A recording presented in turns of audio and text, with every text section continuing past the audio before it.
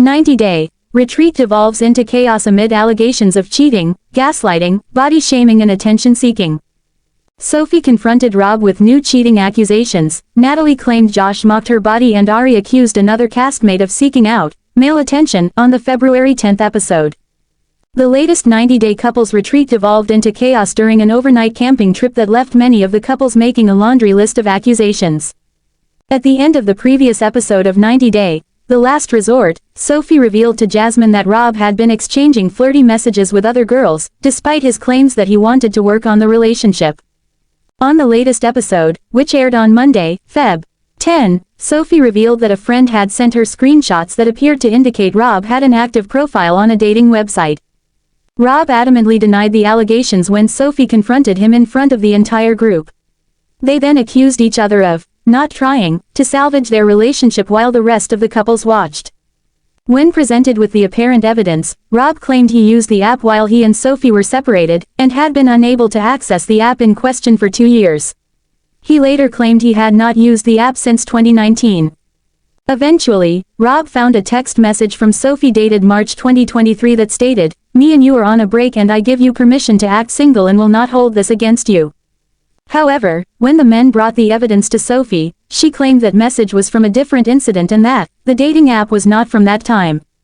Soon, life coach and hypnotherapist Sarah Malone interrupted the quarrel and sent away all of the couples so Sophie and Rob could hash out the issue one-on-one. Once alone, Rob continued to press Sophie over the timeline. Rob argued that Sophie wanted a break for a month, and still hadn't came home, nearly 6 months later.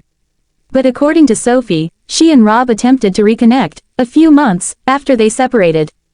Still, Rob continued to insist that he was the one trying to salvage the relationship, and it was Sophie who asked for the break.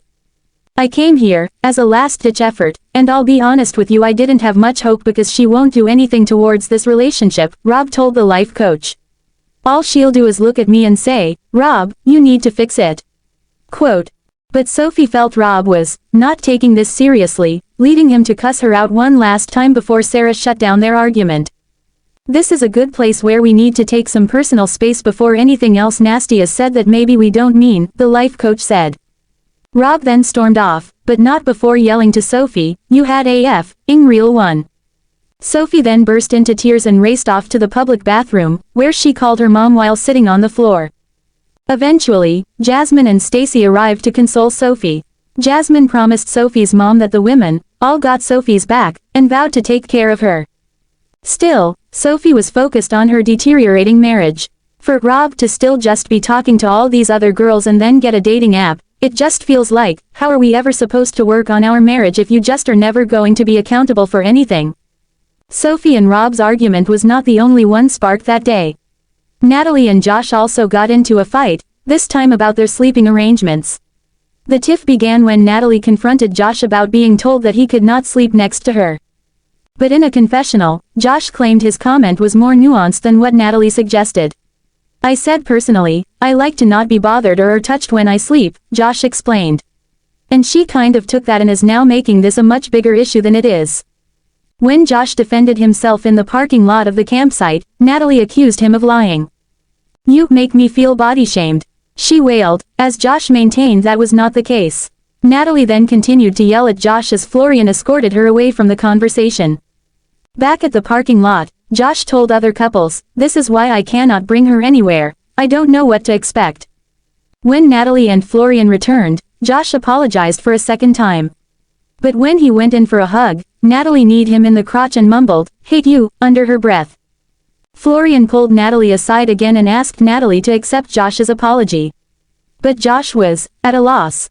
"I feel like I'm trying to do what I can to be a better partner, to be a better listener, to be a punching bag at this point or whatever it is that she needs to be," Josh said in his confessional. "Could I try more? Could I do more? I mean, I don't know." Finally, the group gathered at the campsite for a therapy session aimed at releasing some of the stress from their relationships through a primal energetic release. But shortly after they got started, Ari stormed away without warning. She eventually rejoined the group, but when asked if she was okay, Ari said, "No. Today was very traumatic for me because everything Sophie's going through, I went through all of that," Ari explained to the group. She added, "I don't need other people to know about what I've been through, but it's been hell."